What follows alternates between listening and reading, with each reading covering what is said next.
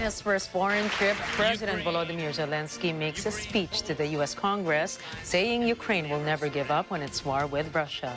U.S. President Joe Biden says he and Zelensky will also hold bilateral meetings. More details on this later in the news. Good evening. I'm CJ Hero. And I am Nina Richie Alagao Flores. This is Mata ng Agila International. Now for the headlines. Philippines records first case of BF7 Omicron subvariant. China insists reclamation claimants Pratley's as fake news. Okta survey says 5 out of 10 Filipinos optimistic with Philippines' economy. Severe floods in Malaysia leave 5 people dead. And President Vladimir Putin asserts Russia will not repeat mistakes of the past.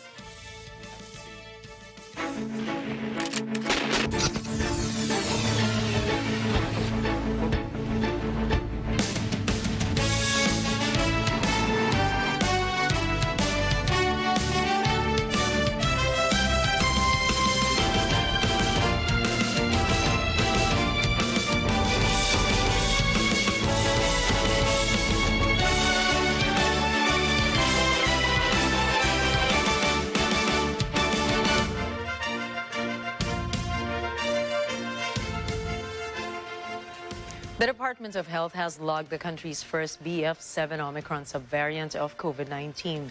This variant is causing a new surge in China. Although it is more transmissible, BF7 is not known to cause severe infections. Madeline Villar Moratillo reports. The country detected its first case of BF.7 Omicron subvariant. BF.7 is a sublineage of BA.5 subvariant of Omicron. It was reported as the causing surge of the new COVID-19 cases in China. Department of Health data shows that out of 133 samples subjected to genome sequencing on December 14 and 15, 1 case resulted in BF.7. It was traced to the National Capital Region. According to infectious disease expert Dr. Ron Chinsolante, the new subvariant is more transmissible but not known to cause severe infection. The DOH also recorded 23 cases of BA.2.3.20, 28 cases of XBB, 45 XBC, and 24 other subvariants. The DOH said the BA.2.3.20 cases were all local cases from regions 1, 2, 3, 7, 11, and NCR. Meanwhile, other XBC cases were found in Region 11, while the new XBB cases were found in Region 7, 11, and NCR. Madeline Villar Moratillo for Mata ng Agila International. Trusted, connected, on point. Amid the detection of the country's first case of BF7 Omicron subvariant, Metro Manila's positivity rate continues its downtrend. In a tweet, Okta research fellow Dr. Guido David said the 7-day positivity rate in the National Capital Region decreased from 14.5% on December 13 to 13.1% on December 20. The positivity rate is the number of infected among those tested. David also said the reproduction number in NCR decreased to 0.91. He added that the 7-day average of new cases in NCR decreased from 447 to 404, a shrink rate of 10%.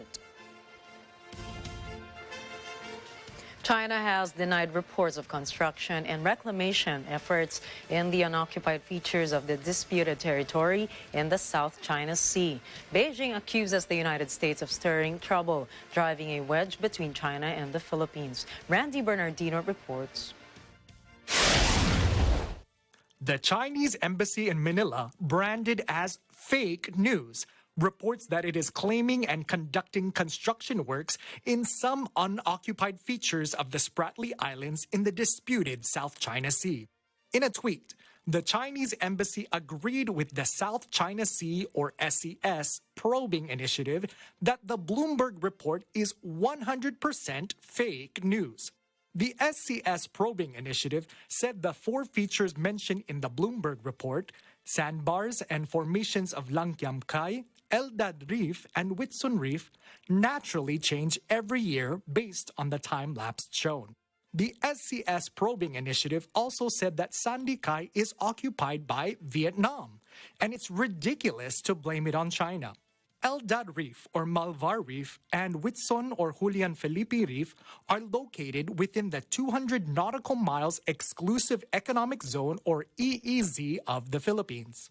The Bloomberg article is not clear if the Langkiam Kai was referring to Panata Reef, which is also within the Philippine EEZ. Meanwhile, the Chinese embassy in Manila deplores and opposes the statement made by U.S. State Department spokesman Ned Price on the South China Sea situation. China accuses Price's statement as unfounded and attempts to stir up trouble and drive a wedge between Beijing and Manila. The Chinese embassy in Manila said, with the joint efforts of all parties concerned, the South China Sea situation has maintained overall stability. Although it is natural for neighbors to have differences, China and the Philippines share the Asian wisdom of settling differences through dialogue and consultation. Under the guidance of Chinese President Xi Jinping and Philippine President Ferdinand Marcos Jr., the embassy said both countries agreed to place the South China Sea dispute through bilateral means.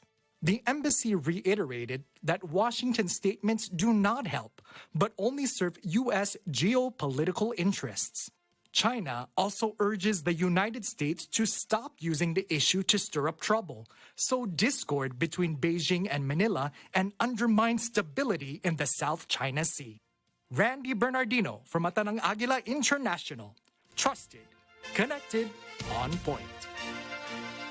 President Ferdinand Marcos Jr. directs local government units or LGUs to designate a common area for fireworks display for the New Year or New Year's Eve revelry.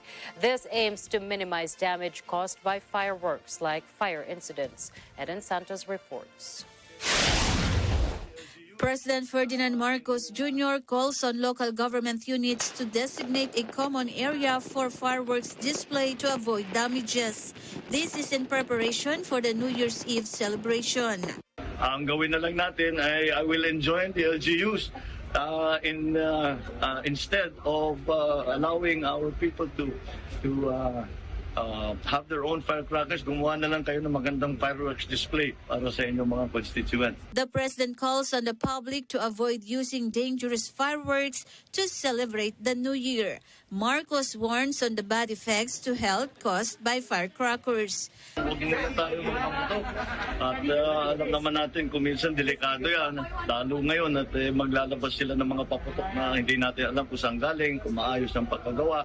In its latest report, the Department of Health said there is downward trend of firecracker injuries, 128 cases in 2021 and 122 cases in 2020. Eden Santos for Matanang Agila International. Trusted, connected, on point. An infectious diseases expert has urged hospitals to be on alert to cope with possible admissions this holiday season. Dr. Ronson Solanke said there is a possibility of an increase in hospital visits because of various festivities and parties. Partygoers may get digestive problems from overeating. The cold weather may cause illnesses such as influenza. Firecracker accidents also pose another cause for hospitalizations. Solante assured, however, that health experts are always ready to assist their patients. 5 out of 10 Filipinos are optimistic that the economy will improve in the next 6 months. In its latest survey, Okta Research Group asked Filipinos how they see the economy in the next 6 months. 46% said the economy will be better, 38% said it will be the same, and 10% said it will be worse. The Tugon ng Masa or TNM fourth quarter survey was conducted from October 23 to 27 and was participated by 1,200 respondents. The Philippines has imported a total of 3.6 million metric tons of rice, as counted up to mid-December. This is a new record high for the country's rice importation. Data from the Bureau of Plant Industry, or BPI, shows that this year's rice importation is 31.54% higher compared to last year's 2.77 million metric tons. The United States Department of Agriculture had previously projected Philippine rice importation to reach 3.5 million metric tons this year because of an increase in purchases from Vietnam. The Philippines is second in the world for consuming rice, followed by Vietnam, Thailand, and Pakistan. China is the world leader in rice consumption. Senator Nancy Binay appeals to the Department of Tourism to reconsider its plan to change the current tourism campaign slogan of the country. The change in the tourism slogan is part of the Marcos administration's plan to empower the country's tourism industry. The president vetoed a provision in the 2023 national budget barring the DOT from using its funds to change its campaign slogan. Binay, who chairs the Senate Committee on Tourism, said she respects the president's veto power and the DOT's plan of rebranding the Philippines to recover from the effects of the pandemic. But Binay adds it is untimely.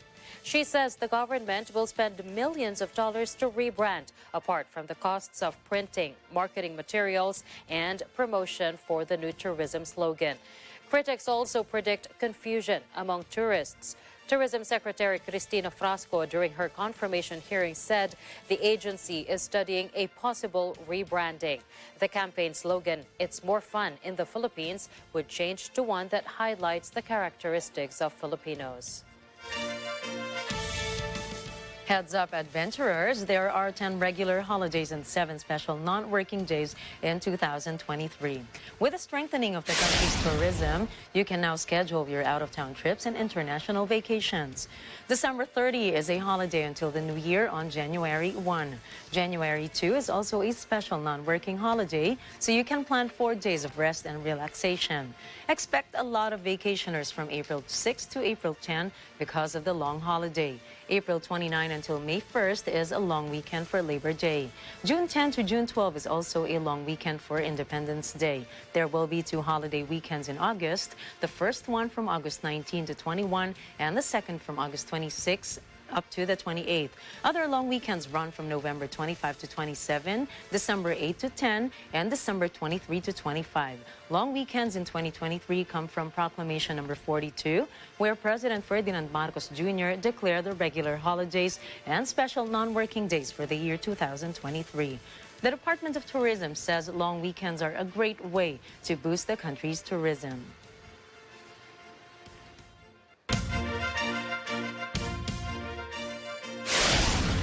Coming up, 5 dead in Malaysia floods. Zelensky woos U.S. Congress to invest in Ukraine's war effort. And China says no new COVID deaths after changing criteria. Mata ng Agila International. We'll be right back after the short break. Don't go away.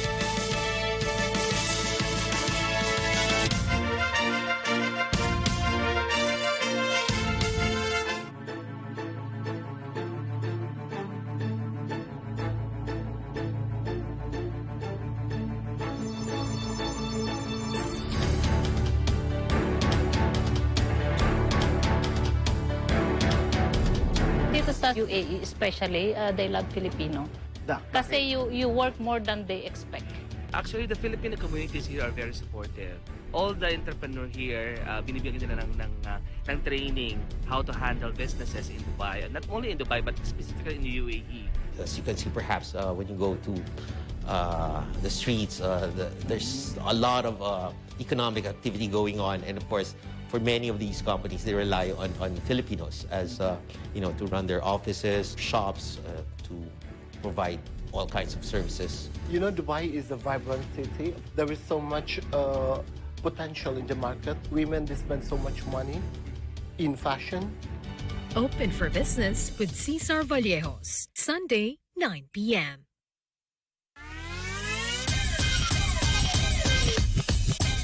Hi, Superfans. This is Paulo Balde of Davao Occidental Tigers. For more basketball action, always tune in to Filipino Super League. Ito ang liga ko. Let's live together. Sunday 25.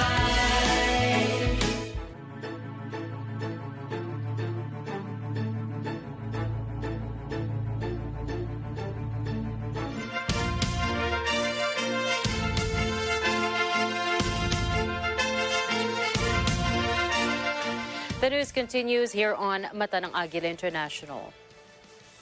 Monsoon-triggered floods in northern Malaysia claim at least 5 lives. 3 sisters were electrocuted while wading through flood waters. A 15-year-old boy drowned. The 5th victim was swept away by strong currents.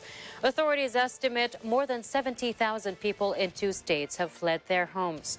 Water levels in some regions reached 3 meters. Disaster officials are carrying out aerial monitoring of the worst-hit states. A firefighter has died battling a fuel tank blaze in the Colombian port city of Barranquilla. The 53-year-old man fell after the tank exploded. Authorities say the fire is being controlled and they will allow it to burn out. River water cools to nearby tanks so that they do not explode. It could take 3 to 4 days for all of the fuel to be consumed. Operations at the port have been suspended. Ukrainian President Volodymyr Zelensky tells the U.S. Congress Ukraine will never give up in its war with Russia. U.S. lawmakers honored Zelensky with a standing ovation.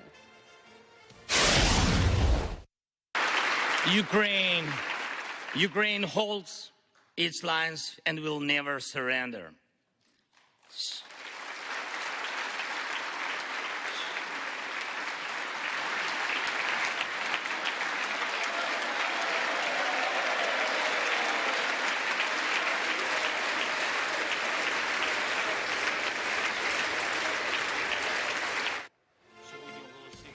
Zelensky met with U.S. President Joe Biden, who pledged Ukraine will never stand alone. You have had significant help. We've never stand alone. You will never stand alone. When Ukraine's freedom was threatened, the American people, like generations of Americans before us, did not hesitate. Zelensky's visit to Washington is his first trip outside of Ukraine since the Russian invasion 10 months ago. Ukrainian President Volodymyr Zelensky on Wednesday directly appealed for long-term U.S. support. This was on his first foreign trip since Russia's invasion. He says the aid is not charity, but has helped keep this country alive and kicking.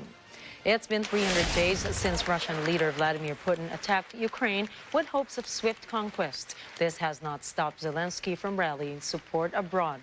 The Ukrainian president enjoyed a hero's welcome on a lightning trip to Washington.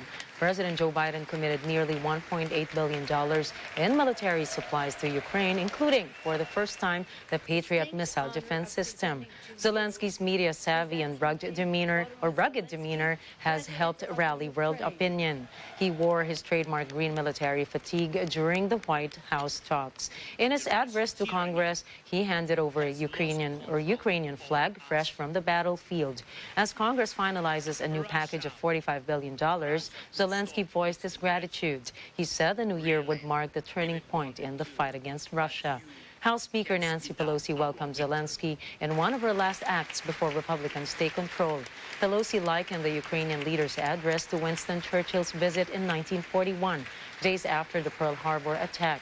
Zelensky was unafraid to encourage the parallels. Zelensky said that Russians burn and destroy everything in a way similar to other tyranny of Hitler. He compared Ukrainian forces to Americans on the front lines in World War II and the Revolutionary War. Ukraine enjoys wide support in the United States, but several hard-right Republicans have been critical. They consider the aid a giveaway of taxpayer money. Alexei Danilov, the head of Ukraine's National Security and Defense Council, predicts more explosions will occur across Russia. Danilov warns that if Kremlin will continue its policy, there will be more attacks. RT News did not specify which attacks Danilov is referring to. Russian newspaper Izvestia listed a series of blasts in Russia over the past week. Other reports say Ukrainian officials have not claimed responsibility for acts against Russia and its citizens. RT News says Kyiv authorities publicly joked about the death of Russian journalist Daria Dugina and the bombing of Crimean Bridge. Danilov himself posted a meme wishing Russian President Vladimir Putin a happy birthday after the Crimean Bridge attack. Meanwhile, U.S. media outlets say Washington is advising Kyiv not to strike against Russia. But political analysts say the stance may change as Ukraine's President Volodymyr Zelensky has bilateral talks with U.S. President Joe Biden. President Vladimir Putin asserts Russia will not repeat the mistakes of the past. He says Russia ruined their economy in the interest of defense. Putin also vows that his government will not deal with militarization of their country or Russia's economy. He points out militarization is not needed since Russia's structure of economy does not require it. The Russian leader also pledges not to do something superfluous to the detriment of Moscow and the social sphere. The joint naval exercises between Russia and China commenced on December 21st and will continue until the 27th in the East China Sea. The naval exercises aims to strengthen naval cooperation between Moscow and Beijing. The Russian Defense Ministry said the drills will continue live firing of missiles, artillery, and exercises to counter submarines. The statement said China will incorporate 2 destroyers, patrol ships, and supply ship, and a submarine. The ministry said the Navy's aviation forces of the Pacific Fleet and the People's Liberation Navy will bring aircraft and helicopters to the drills. China and Russia were formerly Cold War allies with a stormy relationship. They have since drawn closer in recent years as part of what they call a no-limits relationship as a counterweight to the global dominance of the United States. China said on Wednesday that there are no new COVID-19 deaths. This comes after it changed the criteria for counting deaths arising from the virus. Previously, people who died of another illness while infected with the virus were counted as COVID death. This is also the criteria followed by other countries facing huge numbers of fatalities. Now the Chinese government announced that only those who had directly died of respiratory failure caused by the virus would be counted under COVID death statistics. This is how China accounts for 0 COVID deaths in its latest report. Hospitals are struggling and pharmacy shelves have been stripped bare in China. Many crematoriums are overwhelmed in the wake of the government's sudden decision to lift years of lockdowns, quarantines, and mass testing. WHO Chief Tedros Adhanom Ghebreyesus said he is very concerned over the evolving situation in China. He appeals for specific data on disease severity, hospital admissions, and intensive care requirements. Chinese Foreign Ministry spokesperson Mao Ning says China has always released updated and transparent epidemic information after a WHO chief raised concerns over the evolving situation in China. The spokesperson assured the WHO that since the beginning of the pandemic or the epidemic, the organization receives the timely and open situation of the country. Mao urges the U.S. side to respect the panel's ruling and take practical action to correct wrong practices. Beijing says the U.S. should maintain the multilateral trading system with the WTO at its core, as well as keep normal international trade order. WHO Emergencies Chief Michael Ryan emphasized the need for more vaccinations. The virus remains highly infectious, even with public health and social measures in place. Australian Foreign Minister Penny Wong said Wednesday she addressed human rights issues and the release of 2 citizens held in China. This was during the first visit to Beijing by a top Australian diplomat in 4 years. In a press conference, the Australian foreign minister requested for the reunion of 2 imprisoned Australians with their families as soon as possible, adding the Australians' view of respect for human rights. China's Foreign Minister Wang Wenbin appreciates the willingness of the Australian government to improve and develop bilateral relations with the country. The trip is a sign of thawing relations between China and Australia after years of tension. Tensions grow in Afghanistan after the Taliban has banned women from attending university. Armed guards stopped female students from entering university campuses Wednesday, just a day after the ban was announced. They are told at gunpoint to go home. At one university, male students walk out in protest. On social media, Afghan citizens voice outrage. Affected students pour their hearts out on Twitter and Facebook. They lament how their dreams have been shattered. The ban comes 3 months after thousands of young women took university entrance exams across the country. It is the latest erosion of women's rights since the Taliban returned to power in August of last year. The move brings international condemnation. UN Secretary General Antonio Guterres says he is deeply alarmed by the ban, saying it seriously dents the government's credibility. Suspected jihadists in northern Iraq detonated bombs targeting military vehicles, killing 2 soldiers and wounding 3, security sources said yesterday. So far, no group has claimed responsibility for the attack. However, army officers blame the killing on fighters of the Islamic State group. An officer says 2 army vehicles were struck by twin roadside blasts set off by IS elements. Gunmen then opened fire on those at the wreckage with automatic weapons. As per UN estimates, the jihadist organization maintains between 6,000 and 10,000 fighters inside Iraq and Syria. They make use of the penetrable border of the 2 countries, mainly focusing on rural areas. Iraq's Prime Minister Mohammed Shia al-Sudani commanded officers to change military tactics to unconventional methods to combat the fighters. Up next, migrants wait at U.S. border as entry restrictions remain. 8 teenage girls charged with second-degree murder in fatal stabbing of Toronto man. And serpent serial killer to be released in Nepal. Please stay tuned. Mata ng Agila International will be right back.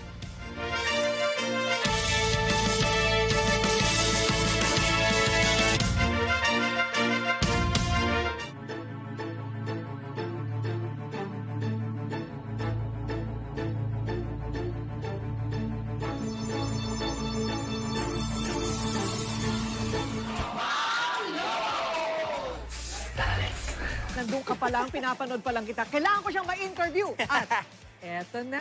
I'm here. I was delivering pizzas. I was working in the youth Wait. Anong mga racket mo nun? Delivery boy ng pizza. I was doing roofing at the age of 17, 18. Construction worker pa. Hindi alam ng tao yan, ha? Delivery boy ka pala ng pizza, ha? No regrets, iniwan mo ang Philippine showbiz to slug it out? Absolutely not. No naman. Because it taught me a lot. Grabe naman ang mga experience mo, baby. Ay, makulay ang buhay ko. The first ever Filipino to win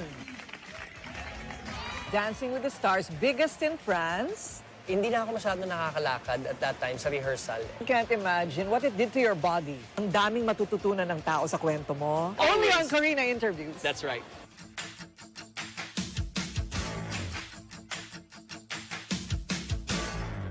Bakit kinakausap niyo yung Koreanong amoy kimchi na hilaw? Nakikipagkaibigan lang yung tao. Kilala niyo ba yung may-ari nito? Ako. Naghahanap ako ng venue dahil meron akong pa-audition na gagawin.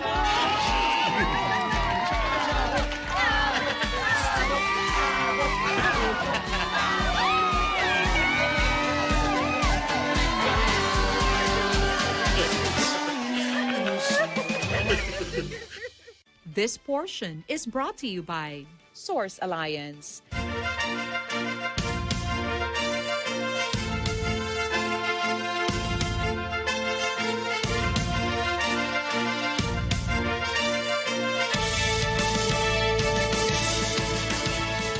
Another disappointing day for hundreds of Latin American migrants waiting for a chance to cross into the U.S. from Mexico. The U.S. Supreme Court has delayed a decision on the Biden administration's request to lift the ban on asylum seekers. The delay means more uncertainty for people gathered at the border. The ban was put into place during the pandemic as a measure to slow the spread of the virus. It was set to expire at midnight Tuesday, but 20 states have asked the High Court to keep the ban in place, leaving thousands of migrants unsure of their future. Most of the crowd at the border comes from Venezuela, where they fled repressive conditions. For now, they live in makeshift camps. Fires made in garbage bins serve as a source of heat in frigid temperatures. Temperatures in the region are expected to drop to -5 degrees Celsius later this week. While the migrants huddle together in the cold, there is no indication of when the Supreme Court will make its ruling. Ambulance workers in England and Wales are the latest healthcare staff to walk off the job. Thousands of paramedics spent Wednesday waving picket signs. They demand more money. The strike comes after a day or a one-day walkout by nurses a day earlier. Both groups clamor for pay raises that match or beat decades-high inflation. Inflation in the UK is running at 11%. The government says it can only afford modest increases. Healthcare leaders say the system is strained and in crisis. Unions threaten more walkouts in the new year unless the government meets their demands. Hundreds of homeless people will spend the next few days in hotels. The cost of living crisis is pushing more people into poverty. Charity Crisis opens its doors this season to those who would otherwise be sleeping on the streets. The charity says it has seen more people coming in for help. From the United Kingdom, here's Ryan Florentino for more details. UK homelessness charity Crisis has taken over 3 hotels across London to accommodate more than 400 people who would otherwise be sleeping rough over the festive period. Homelessness really is the sharpest end of the cost of living crisis, says the charity's chief executive, Matt Downey. We're seeing people coming to us in greater numbers who just simply can't afford to pay their rent. Those staying in the hotels will have their own room and 3 meals a day and will also receive healthcare and specialist advice on housing, work and benefits. Let's have a listen to Matt Downey, Chief Executive at Crisis Charity. Homelessness really is the sharpest end of the cost of living crisis. And we're seeing the people coming to us in greater numbers who just simply can't afford their rent. Rents have gone up really, really fast over the last year, but people's ability to pay that rent hasn't, particularly if you rely on benefits to do that. And, you know, we're seeing people who are saying to us, I never thought this would happen to me, you know, really quickly losing a job, then really quickly losing a tenancy, having to live in a car or sleep on someone's sofa or even go around on public transport, and before you know it, you're sleeping on the streets. The charity Crisis analysis shows that the poorest 10% of single households are spending on average 149% of their monthly post-tax income on rent, energy and food, with just the basic cost of living now pushing people beyond the brink into unsustainable debt. The charity is warning that thousands more people could be made homeless and many forced onto the street. Reporting from London, United Kingdom, for Matanang Agila International, trusted, connected, on point. Peru's Congress moves up the general elections to April 2024 from 2026 in a bid to ease tensions. Deadly protests have sparked after former President Pedro Castillo was ousted and arrested. Lawmakers voted 93-30 with 1 abstention to approve the change in the electoral calendar. The leader of the legislature says the measure will take effect after ratification by another vote in the upcoming months. Current President Dina Boluarte is set to hand over power to the winner of the 2024 elections. Ex-President Castillo was ousted and detained after trying to dissolve Congress to rule by decree. His ousting was followed by protests that have rattled the country, resulting into 21 deaths and 650 injuries. Recent polls show that 83% of citizens see the election as a way to resolve the crisis in the South American nation.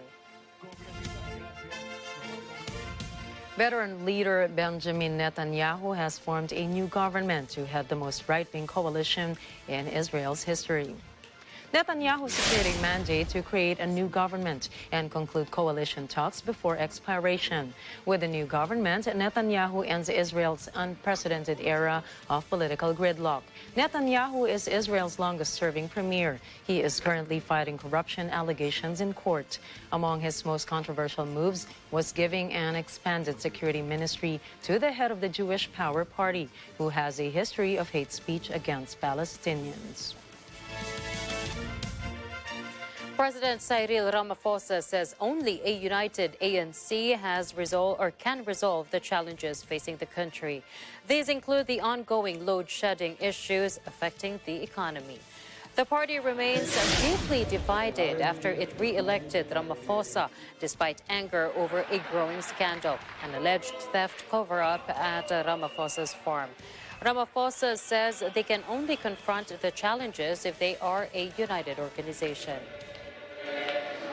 We need, yes, to act with resolve to ensure that we address the turmoil, for instance, of load shedding that is taking our economy backwards. We also need to remove the obstacles to faster economic growth and job creation. We need to act against those public representatives and officials who are delaying vital reforms that we need to build a thriving economy. The 70-year-old president secured a second term at the helm of the ANC after a bruising race against his former health minister, Zweli Mkhize. Police and other agencies probe Ramaphosa over the way he handled a burglary at his farm. He allegedly covered up a theft of $580,000 in cash. The money was hidden under sofa cushions instead of being reported to authorities. The ANC forced his predecessor, Jacob Zuma, to resign in 2018 over mounting corruption allegations. U.S. President Joe Biden acknowledges the fear and hurt experienced by the Jewish community. His statement comes at a Hanukkah reception held at the White House on Monday. Biden says the violent poison of anti-Semitism is becoming too usual. He criticized Donald Trump for a controversial dinner last month. Among the guests was rapper Kanye West, or Ye, under criticism for making anti-Semitic statements. Another was Holocaust denier and Hitler supporter Nick Fuentes. In supporting the Jewish community, the president says that he and America will not remain silent.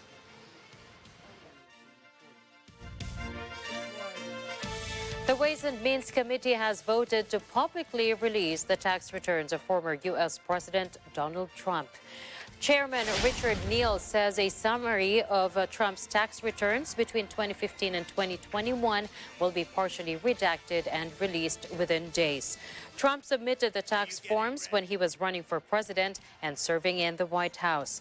Political analysts say the release could lead to further scrutiny of Trump, who recently announced his intentions to run for president in 2024. The committee is investigating if Trump conformed with the IRS audit program and taxation compliance. The alleged boss of Asia's biggest crime syndicate and one of the world's most wanted men has been extradited to Australia and arrested on drug trafficking charges. Chinese-born Canadian Si Che. 8 teenage girls are charged with second-degree murder in the stabbing of a Toronto man. Authorities describe the killing as a swarming attack. Swarming is a tactical behavior where multiple attackers target a victim simultaneously. Toronto police says the victim was a 59-year-old man.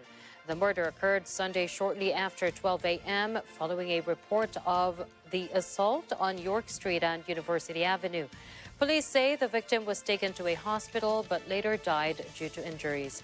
Authorities are withholding the victim's name pending family notification. Detective Sergeant Terry Brown from the Homicide Unit says the 8 teenage suspects were arrested after the attack. They are 3 13-year-olds, 3 14-year-olds, and 2 16-year-olds. Detective Brown confirms the suspect met through social media coming from different parts of the city. Police have no details yet as to how the girls met that evening. Their motive is also still unknown. A number of weapons were found on the girls. Brown adds 3 of them have had prior contact with police, and authorities believe the group may have been involved in an altercation before the murder. French serial killer Charles Sobrage will walk free from prison in Nepal on Thursday.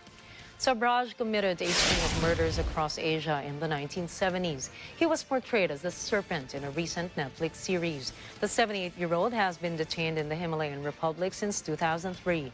As per Nepal's top court, he will be released early on health grounds. Then he will be handed over to immigration officials to be deported within 15 days. In 2017, Sobrage was allowed to be released for open-heart surgery. Bedridden prisons that serve 3/4 of their sentence are allowed a compassionate discharge. 7 out of 10 countries report insufficient funding to implement their safe drinking water, sanitation, and hygiene plans. The World Health Organization says this insufficiency warrants immediate and accelerated action. Rosel Feria reports. The World Health Organization is calling on countries and communities for urgent action to ensure safe drinking water, sanitation, and hygiene for millions of people. Findings in a report by WHO and UN Water reveal that acceleration is needed in many countries to reach the UN Sustainable Goal 6 or SDG 6. SDG 6 means water and sanitation for all by 2030. WHO says only 4 out of 10 countries are on their way to achieve drinking water coverage targets, and only 1 in 4 countries are on track to achieve their national sanitation targets. WHO Director General Dr. Tedros Adhanom Ghebreyesus says the world is facing an urgent crisis. Dr. Tedros calls on leaders and partners to strengthen their country's drinking water, sanitation, and hygiene services. UN Water warns that the world is seriously off track to achieve SDG 6 on water and sanitation for all by 2030. UN Water says this leaves billions of people exposed to infectious diseases, especially in the aftermath of disasters, including climate-related events. LifeWater.org reports that the top 5 countries without clean water are Ethiopia, Papua New Guinea, the Republic of Chad, Uganda, and Democratic Republic of the Congo. Rosel Feria, Washington, D.C., Bata ng Agila International, trusted, connected, on point. Up next, U.S. President Joe Biden signs bill banning big cat ownership. Louisiana and West Virginia block TikTok on government devices. And high energy costs force Finnish hockey players to practice outdoors. More news when we return here on Mata ng Agila International.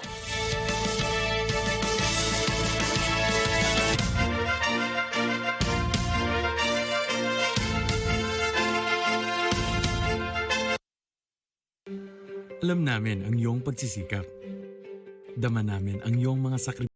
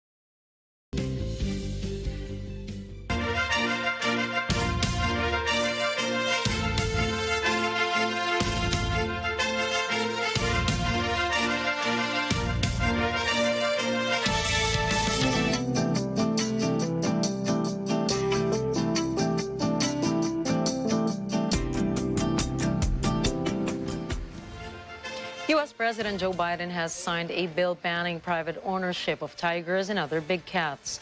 The Big Cat Public Safety Act limits ownership of tigers, lions, jaguars, and other big cats to zoos, sanctuaries, universities, and agencies. Also outlaws cub petting, where people pay to play or pose with exotic cats.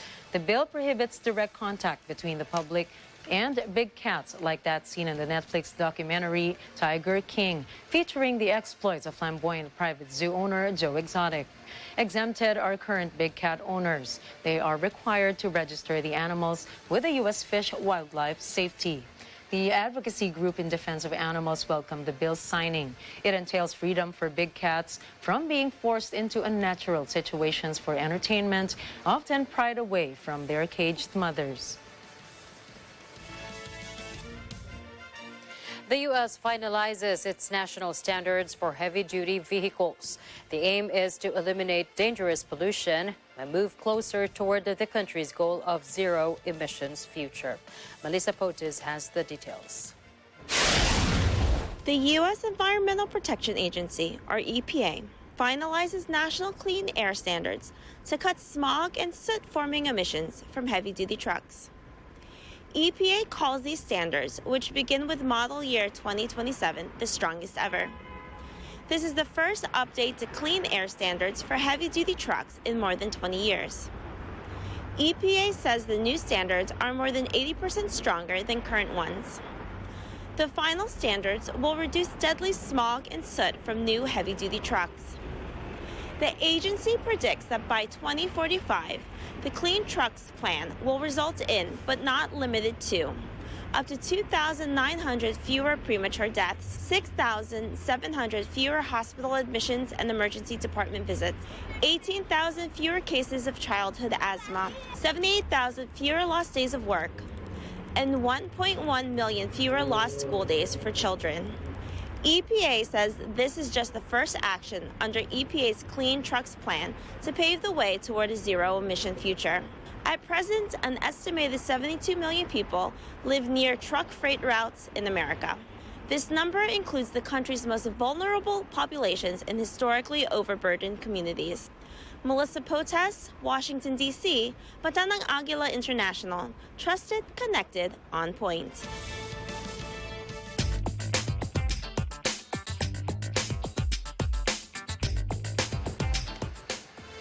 Louisiana and West Virginia joined the list of U.S. states that have outlawed the use of TikTok on government devices.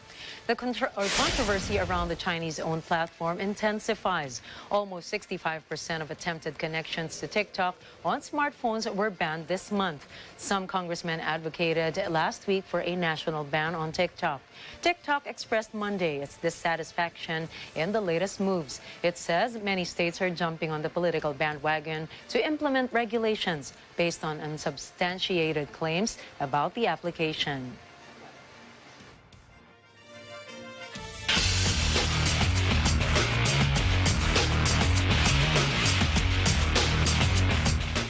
High energy costs are affecting sports in Finland. A local hockey team can no longer afford to practice in its home arena.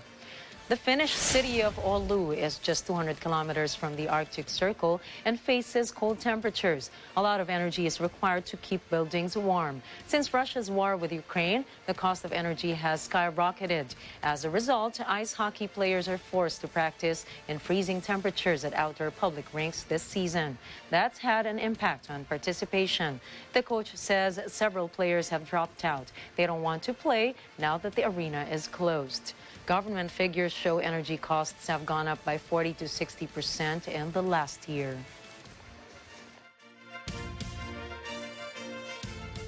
Tennis legend Boris Becker claims an inmate tried to kill him while he was serving time.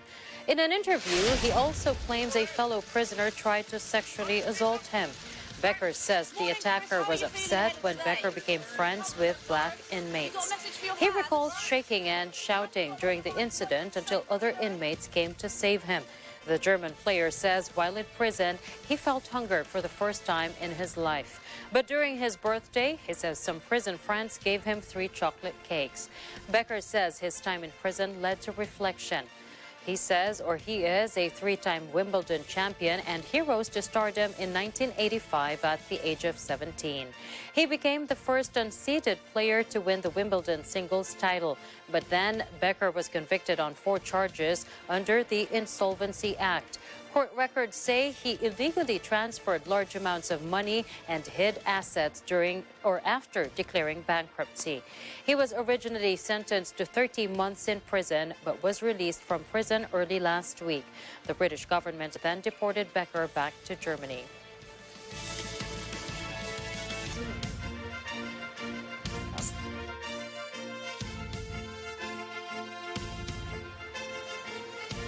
And to help you go through this week, here's a quote from Oscar Wilde, an Irish poet and playwright. What seems to us as bitter trials are often blessings in disguise.